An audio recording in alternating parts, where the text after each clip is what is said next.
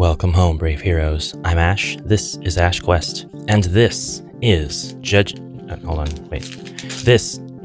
This is Judgemint of the Realm Lords, a solo fantasy adventure game from Game Shrine, available on thegamecrafter. This is the first time I have received any sort of mint tin-sized game that came with so much stuff that it looks like it's actually not going to all fit into the box. And this is also the first time that I've gotten like the map area and player area and arrange areas to fit your space suggestion on the back here. That's really cool. Really good use of the space there. Not having to put that on a card, it's just in the box. You know where the box is, so you're gonna grab that and flip it upside down. The lovely art on the front means that we are in for a fantasy adventure that is sure to be different every time you play. But before we dig into any sort of like rules or gameplay, let's actually see what is in the tin. Well, to be a little more climactic about it, let's see what's in the bag. We actually get a bag full of stuff, and I really do hope that there's some kind of mechanism by which all of this stuff eventually fits in the tin. Just because I like to have my games all together, I really wouldn't want to have to like store everything into like one of these Daiso containers. These are awesome, by the way, completely unrelated.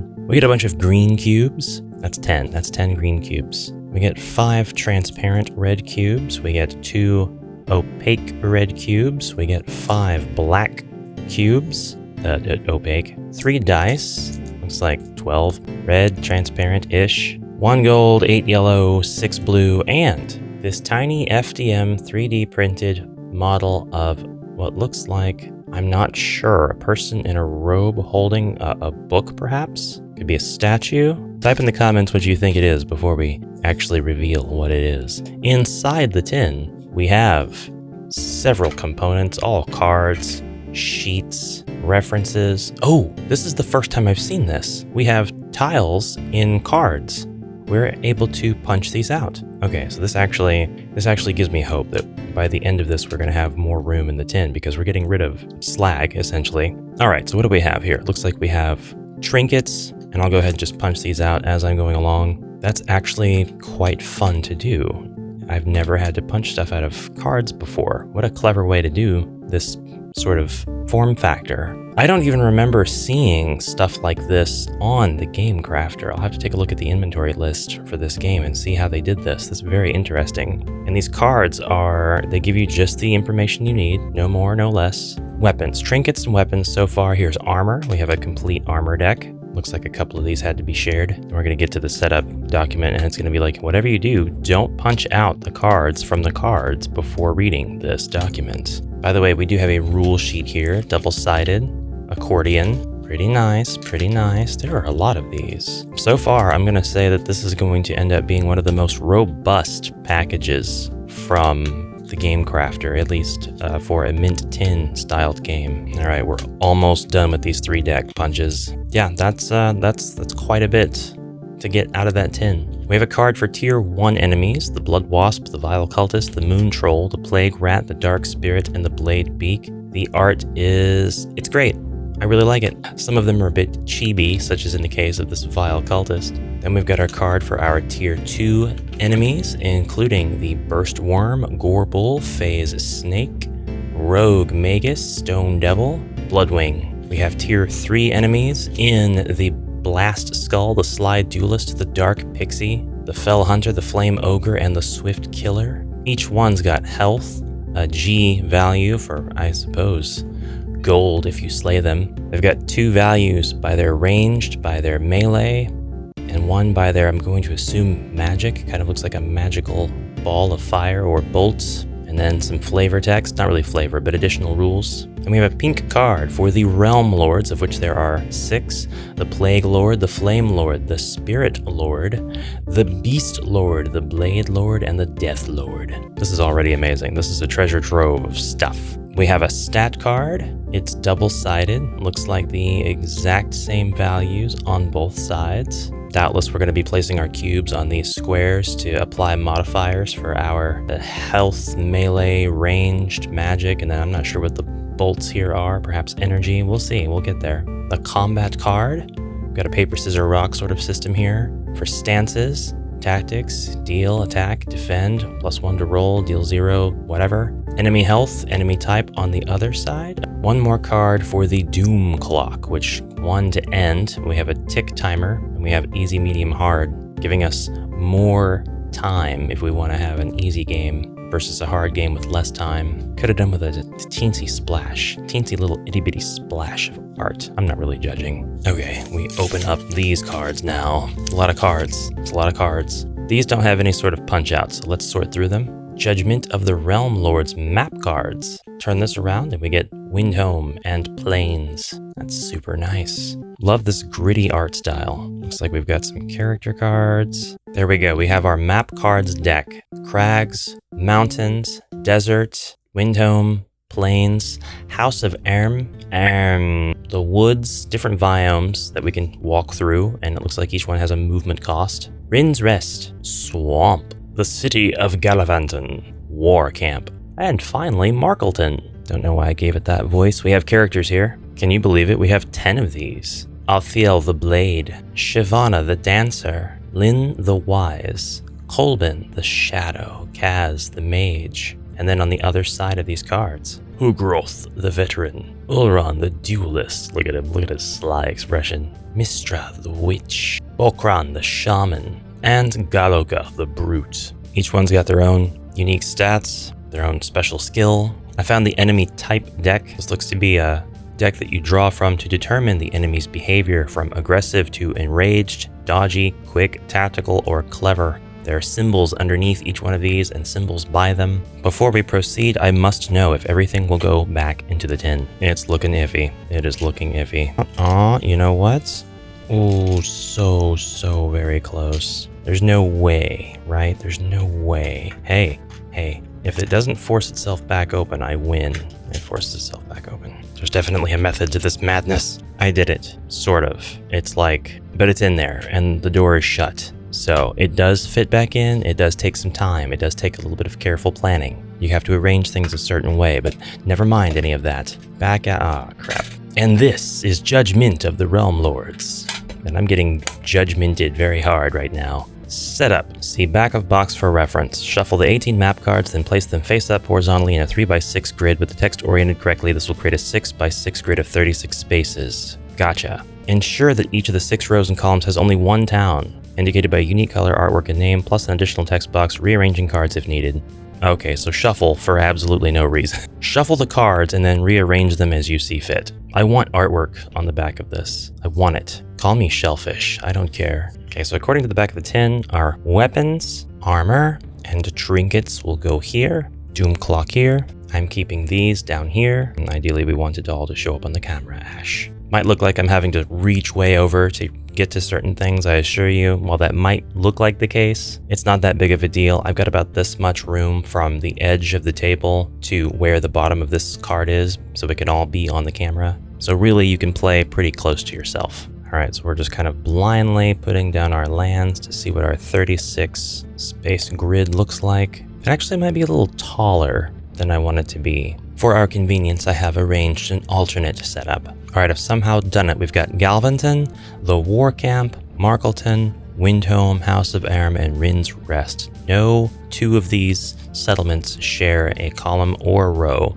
I only had to move 1 card with 1 other card, so hooray. Pick a character. We'll go ahead and pick Ulron the Duelist because, I don't know, he kind of looks like me. Same lines under the eyes, same facial hairstyle. I enjoy a good rapier. Place the gold cube on 3G. That's my internet speed. Place the stat card above your character lined up with the 3 combat stats. When they say lined up with the combat stats, they mean like so. See how all of those really conveniently line up? Yeah. So at a glance, you'll be able to tell what your modifiers are. Place red wooden cubes on the starting health and energy listed on your character. That's 4 and 4. I knew this was energy. Okay. Roll 2 dice, 1 for column and 1 for row to determine your starting location on the map.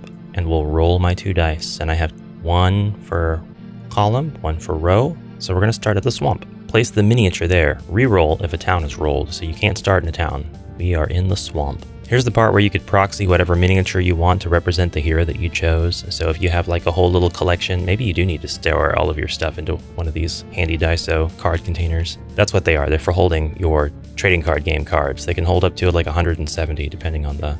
I have 170 magic cards, none of that matters. Mix the 29 clear experience cubes in the tin and blindly place one in each non-town map space. Oh wow. So we just move our black opaque ones out of the way, and then all the rest of these we just mix up in the tin and start placing on the cards. Now that's clever. We don't actually have to do it in the tin. We can just blindly place them like so. Boop, boop, boop, boop, bop, bop. I'm intrigued. One thing's for sure, you're not going to play this on an airplane or in any place that's shaky on the go. You need to have a nice little quiet place, and you do definitely need like a 1x2 table at least. Maybe one of those laptop tables that you put over your legs that you can keep in bed. Oh, I was supposed to start with the spaces around my character moving outward. Do not place one in your starting space. For some reason, I instinctively did not do that.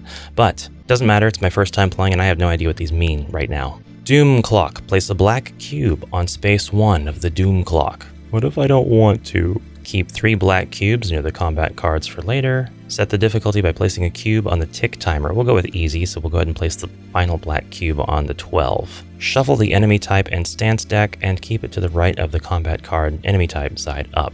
Well, I did that. Oh, these are actually different. Okay, one side is enemy type and the other side is enemy stance. I like that. Okay, so the stances are here in this paper, scissor, rock system, and now that all makes sense. Item cards. Shuffle each deck of item cards, keep them face down above the left side of the map, draw 2 cards from each, shuffle them together, then place one face up to the left of each row of map cards. These are the starting items in each town in the corresponding row. Ooh, okay, so you can't necessarily set this up the way that I did. We have to keep our doom clock higher. Okay, so we're gonna have 2 armor cards, 2 weapon cards, 2 trinkets, shuffle them together, and then place them along the side of the board. That was a terrible shuffling. Keep the enemy tier 1, 2, and 3 and Realm Lords reference cards as well as the 3 dice nearby. Easy. How to win. To win, you must defeat the Death Lord or 3 of the other Realm Lords before the Doom Clock reaches the end. To do this, you must defeat enemies to earn experience and gold, spend experience to level up, and spend gold on items. Each round has 6 phases: movement, combat, trade, experience, recover, and doom. Phase 1, movement. If you're at full health, roll 2 dice and pick the highest. If you're below full health, roll only 1 die. I like that. Let's do it. 2. I'm gonna pick the 2. This determines your move points. The map spaces list how many points they cost to enter. You cannot move diagonally. You need not spend all your points. You can move through cubes. 2, I can go to the plains and then I can go to Rin's Rest, or I can go to the crags. But why would I do any of that? I don't know yet, so let's continue reading. Phase 2 is combat. If you end movement in a space with an experience cube, you must fight the enemy. Combat will start with a before combat phase, followed by a number of mini rounds. Combat rounds. Okay, let's go ahead and enter the crags. And now it's time for combat setup. I've used all of my movement by stepping into the crags, which takes a 2 to enter, and we know that because there's a 2 on the little footsie symbol on the card. Alright, so we have to take an enemy card that matches the cube. There are 4 colors of cube, there are 4 colors of card: green, yellow, blue, red. I landed on a space with a green cube, so we need to take the tier 1 enemy's card and roll a die to determine which of these enemies I am fighting today. And I rolled a 5, so that means I'm actually fighting a vile cultist. Ooh. Well, he's tier 1, so he's not going to be that hard, hopefully. Remove the cube from the map and place it on the enemy's picture as reference, so there we go. Set the enemy's health on the combat card with a black cube. Roll a die to determine the enemy's type. A black cube. This vile cultist has 2 hearts, so his health is 2. That's how we'll keep track of that. We've got to roll a die to determine his type, and that's where the enemy types come in. I rolled a 1. The enemy is aggressive. Actually, it says to shuffle the enemy type and stance cards and then place the deck enemy type side up in line with the arrow pointing at the type you rolled. So we will give these a light shuffle before we continue. Okay, so actually he's aggressive. Oh, they're always aggressive at 1.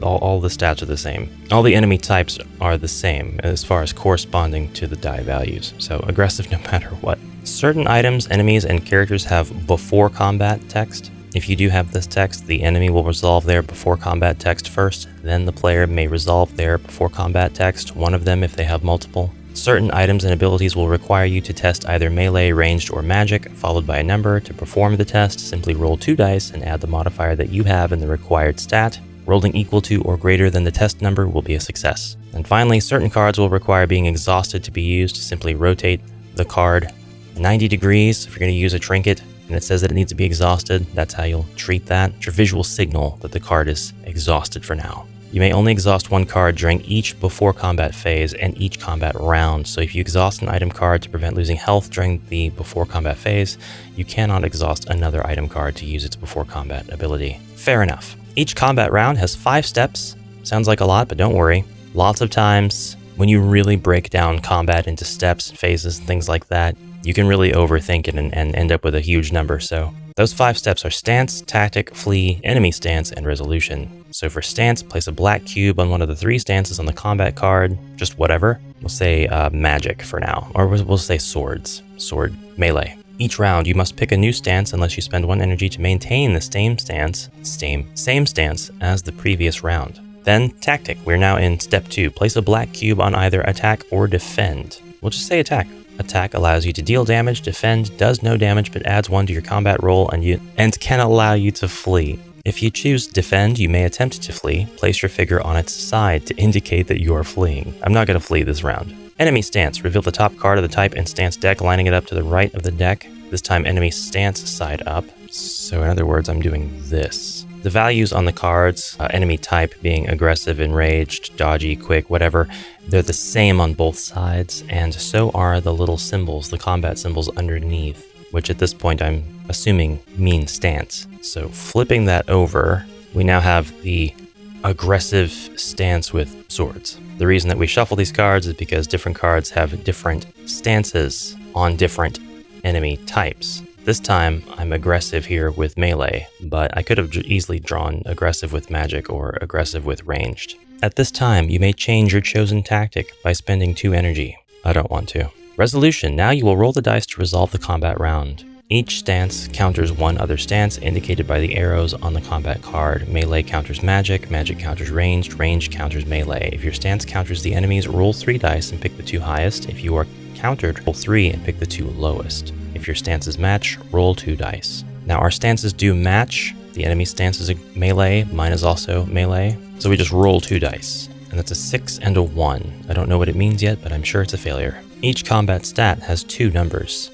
X over X. The first is your combat roll modifier, the second is the damage you deal in that stance. Oh, okay. So looking closely at Ulrun the Duelist here, we have a ranged modifier that will give me +1 and deal 2 damage if I'm in that stance, a melee modifier that is +2 and deal 1 damage if I'm in that stance, and a magic modifier that is +0 that will deal 1 damage if I'm in that stance. Alright, add the modifier to your dice roll total, so 7, I am in the melee stance, so 8 altogether. Note, enemies have a target number rather than a modifier, for they do not make combat rolls. Now we compare the combat roll. Compare the roll to the enemy target number that corresponds with the stance they drew this round. If your roll equals or is higher than the number, you hit. If your roll is lower, the enemy hits you. Deal damage based on the stance you or the enemy picked, depending on who hit. Lower the health value by 1 for each damage. If it falls below 1, either you or the enemy is dead. If you both have health left over, proceed back to step 1. You may only deal damage if you chose attack. If you chose defend, you deal no damage even if you hit. If you choose to flee and you hit while defending, the combat ends. And you may stand the figure back up and place the clear cube back on your space. If we defeat the enemy, we will take the experience cube and keep it near our character card. Also, move the gold cube based on how much gold the enemy awards. If you are defeated, lower your gold by half, round it up, and place your figure in the closest town based on movement points. If there is a tie, you may pick. Then, return the clear cube back to the map where it was, reset your health and energy to max, skip directly to phase 5 recover. Phew, that was a lot. Let's go ahead and combat this thing, this vile cultist. The vile cultist has an 8 in melee, and after all of my calculations, I'm 7, 8, 9, so I actually exceed that, so I will remove 2 of his health, and he only has 2 health, so I beat him. We win. That wasn't too bad. We get to keep the green cube of experience near our card. That's kind of it for combat, and then I'm back to movement. I'm not near a town yet, so let's make our way towards a town. Phase 3 is trade, and it only takes place if you are in a town. We'll read this part once we get to a town. Phase 4 is experience and level up. You start the game at level 0. Oh, I forgot, we get 3 gold for that. I also get to increase my gold amount, so 1, 2, 3. I have 6 gold now. You start the game at level 0. You may spend experience you have earned to level up. Each experience cube is worth an amount based on its color. Green 1, yellow 2, blue 3, red 4. Each level up costs experience equal to the level you are gaining. So the first level up costs 1. The second level costs 2, etc. You may only exchange cubes for those of smaller amounts if there are enough spent cubes to do so. Otherwise, the remainder is lost. Each level up may do one of the following. Raise a combat stat by 1, place one of the spent cubes on the appropriate track, increasing its modifier. That's pretty cool. Raise max energy by 2, place one of the spent EXP cubes one space above your new maximum and raise your current energy by 2. The new cube shows that you cannot raise your current energy any higher. If increasing your max energy again, simply raise both the experience cube and the red cube by 2. Raise max health by 1, same concept. And then phase 5 is recover. So I can increase the modifier on one of my tracks here. I think I will level up, get to level 1 here by increasing we'll just go ahead and increase melee by 1. I think that's how we do that. Okay, phase 5 is recover, gain 1 energy up to your max, reset all exhausted cards. I have no exhausted cards. I will regain my energy. It's already at the max of 4. Phase 6 is doom. Roll 2 dice and compare it to the cube's position on the tick timer. If the rolled total is equal to or greater than the tick timer, advance the doom clock by 1 and reset the tick timer to the starting position based on difficulty. If the roll is lower than the tick timer, advance the cube 1 space on the tick timer. Gotcha. So in other words, this is the doom clock, this is the tick timer. They work in tandem. I'm going to roll 2d6, and we'll just do this for practice, so it doesn't count this roll. But that's a 4. Now, it's not larger than the tick timer's space on the card. Therefore, this would just go down by 1. And now, next doom phase, I roll 2d6 again, and that time I rolled a 9. Whoops, it was a 9, and it's not still greater than the tick timer, so that would go down by 1. And I would roll again. That's a straight up 2, it's snake eyes, so we go down by 1 again. Now let's say that finally I do roll something that's equal to or greater than the number on the tick timer currently, so that's a 9 and that's a 9.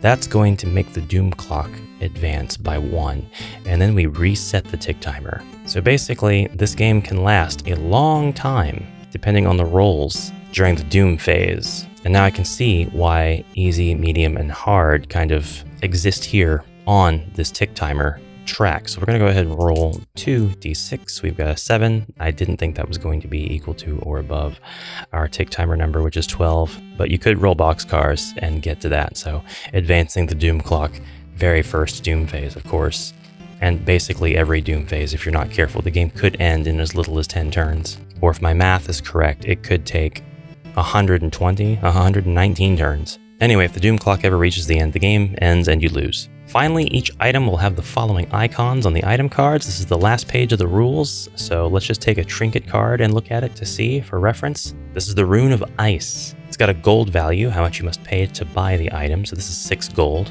An item type denotes how many of that item you may carry. You may have a total of 1 clothing item, 2 hand items, an unlimited bag of items. This is a bag. A use symbol shows whether the item must be exhausted, which is what that arrow means here, so you would flip the card 90 degrees if you're exhausting it, or discarded, in which case that would be an X, or simply owned, in which case this will be an infinity sign. A reminder on using item cards: during the before combat step, you may only use a single before combat ability, whether it's from your character or an item card. So you only have enough time to do one thing before that battle really starts. There is a how to play video if my explanation here is lacking, and you can absolutely scan this QR code or visit the Game Shrine YouTube channel. I'll place this trinket back to the bottom of that deck and we'll continue. I want to make my way to Windhome. So I'm going to roll 2d6 and pick the higher one, the 6. Let's go. Let's just go straight to Windhome because we can pass over spaces with cubes. We don't have to stop on those. We've got to defeat 3 Realm Lords, or the Death Lord, 1. Honestly, that wasn't too much. I thought with the accordion rules here, 8 pages, that it was going to be quite a bit, but it's really not that much. It's a lot of examples, which I really appreciate. Presentation of this game is awesome, by the way. Huge kudos to the maker for creating something that's beautiful. The layout here is awesome. It has a really appealing design. Anybody walking by the table, me, if I were walking by this table, I'd be like, what are you playing? How do you play that? That's so cool. I'd be immediately drawn. I'd see the art on the cards and the items, and I'd be like, wow, what is this? Can I see? Can I play? Teach me. But visually, the layout here is very intriguing. It's really cool. It's also really cool how no two games are going to be the same ever. You could definitely put different spins on this, like start out with a blank slate, just go ahead and roll the 2 dice and figure out column and row where you would start, place the 1 card there and only place the other cards and draw the cubes out as you are building out your dungeon around it. Your realm, rather. I'm at Windhome, so what do we have at Windhome? We have 1 trinket. Let's go ahead and see how we can fill our energy for free. It's already full, so I'm not really worried about that. We can purchase a Rune of Pain for 8 gold. We can't afford that. But after a successful attack, I'd be able to exhaust and spend 1 energy to deal 3 more damage. Actually, I need to go back in here and read the trading rules. It takes up most of the page of one of these 8 pages. This phase only takes place if you are in a town. Each town starts with 1 face-up item at the start of the game. Oh, I didn't know they were face-up.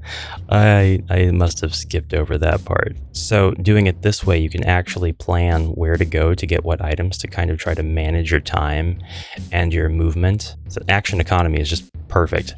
Also, you could just have these face down to increase your challenge by not really knowing how to prioritize town visits for the trade phase. That's not a rule, that's just a suggestion that I have, because actually I thought it was pretty interesting that the items were mysterious and face down. But this gives you a tactical advantage as the player to try to approach this game and develop a strategy to win, to defeat 3 of these Realm Lords, which for some reason are all gathered right here around Windhome. One more thing that I thought was interesting, I only have 5 red cubes, but there are 6 Realm Lords, but the objective of the game is only to defeat 3 or the Death Lord, who you could just roll as soon as you land on any of the Realm Lord spaces. So if you take out 2 Realm Lords and neither one was the Death Lord, and you reach a 3rd red cube, that's going to be the game winner as long as you can win that battle. And by the way, each Realm Lord can only be defeated once, so you're going to have to keep track of which ones you've defeated. And if you roll on the Realm Lord table and it lands on a Realm Lord that you've already beaten, just roll again. Okay, where was I?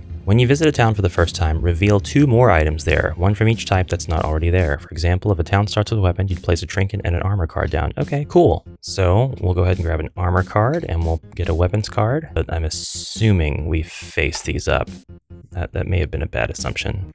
No, it says reveal 2 more items. Okay. While in a town, you may do any or all of the following. Spend 1 gold per heart up to your max. Spend 1 gold to raise your energy to its max. Sell by discarding an item to gain half its gold value. Round up. Hey, you round up. That's nice. Buy. Spend gold for the items available in that town. Each town has an ability that you may use while visiting. This one is fill energy for free, which is super nice, but again, I don't need to do that. And that's it. The rest of this page just kind of repeats what the different towns' special abilities are. Beautiful. Lovely. But that's the end of this phase, which means I got to go into the Doom phase. I rolled a 7, and that's going to bring my Doom tracker down. So did I want to buy anything? I guess I actually didn't do anything. We'll buy the Piercing Bow. Piercing Bow is infinite. It's worn on the hand. It costs 6 gold, which means I'm going to be down to no gold now. But it's going to give me a +2 to my attack roll. So we'll just put our modifier up here. Actually, I would like that to be closer to me, and I would like this to be like more off where the enemy stuff is. Okay, and now we go again. I'm at max health. I roll 2 dice. I pick whichever one. I've got a 5 and a 6. I guess I'll just pick the 6. Why not? Now, yellow is tier 2 enemy, and I think I could take one, so I'm just going to go ahead and land on a swamp and be done with it and immediately go into combat phase again. So tier 2 enemies, here they are. Go ahead and roll a d6 to get one. 4. And that's going to be the Rogue Magus. Right here, the Rogue Magus. Before combat, it's got a before combat ability. Hey, it's Vivi. Test magic 9. If failed, -1 energy. Test until you succeed. Oh god. That's not good because my magic stat is trash. It's absolutely bonkers low. Go ahead and take this experience cube, put it on the Rogue Magus. Enemy type, got to roll on that table. It's a 4. He's going to be quick. Don't like that. Now we turn that over. Stance is going to be ranged. I forgot to pick a stance, but I was just going to pick swords, melee. Actually, that goes on mine. And I was going to attack, and I need to put his health in, and that's going to be... He's got 4 health. The health can go up to 10. These battles could last quite a bit. Alright, so we're in the before combat phase, so maybe this is the cycle of stances that the enemy has. It's saying what all possibilities there are in this specific stance in this deck, because there are only 6 cards. So let's look at this real quick. So if an enemy is quick, I've got 1 magic, 2 melee, and 3 ranged. That's actually correct. I have exactly that number of cards. So you could actually do away with 5 of these cards by rolling on one of these stances and then rolling again for which card it represents. But I'm glad I figured that out. Okay, I know everything now. His stance actually counters mine because he's quick, but we gotta do the before combat. I gotta test range up to 10, so here we go. And it's a 5, add 1, no, add nothing. I lose an energy, boom. Again, 6, nope. It says to test until I succeed, but 9, okay, we finally succeed. Lost quite a bit of energy that time. As far as I know, having no energy really doesn't affect you in any way. It's just that you're forced to pick different stances every round. So the flow of combat is going to change based on the stance that you have. And you know that sometimes it's going to put you in a disadvantage. But oh well, it is what it is. His stance is actually going to counter mine, so I have to roll 3 dice and pick the lowest 2. Really creative way of doing it, and that means snake eyes, which means I don't win this round at all. The amount of damage that he does to me is 1, being that he's in the ranged stance. This is actually pretty intuitive combat. I like it.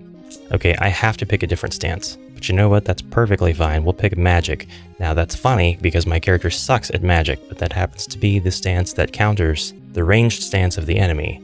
So it just goes to show that there are different hero types, and each type is going to be much more advantageous to have in certain combats with certain enemies, but it also means that, you know, very little, because any enemy could have any stance. That's really cool. That is actually really, really cool. It puts a lot of variation on pretty much everything in the game. I appreciate that. Okay, I have the advantage now, but I keep rolling 1s, so now that's just a 5. They have no modifiers anywhere, so it's just 5, and I fail that test. So I get hit again. I have to pick a different stance. This time I'm going to pick, well, ranged, because I really don't want to be at a disadvantage. So, rolling again, we tie, so I just roll 2 dice. And again, with 1s, because, of course, I'm recording, I'm trying to learn how to play, I'm trying to get into the flow of things, and I can't stop rolling. Why? Why? Did they dig out the 1s so deep that it's actually the lightest face on the die? Is it gravity? Gravity is against me?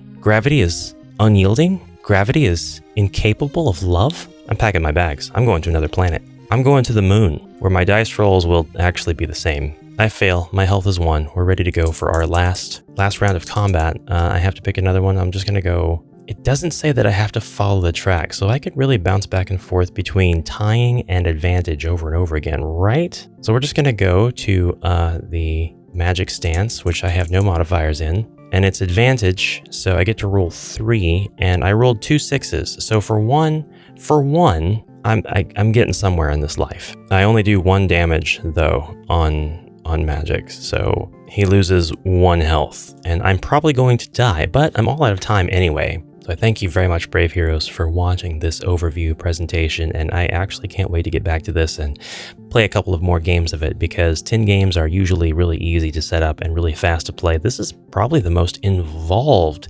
10 game that I've played, but that's not really saying too much because it's still not as big of a setup or as long of a step to phase to round ratio as many of the board games I have. So really, really well done, Game Shrine. Yeah, this is going to be a hit for me, I can tell. All right, Brave Heroes, I have to go. I hope you have a fantastic rest of your day, and until next time, farewell for now.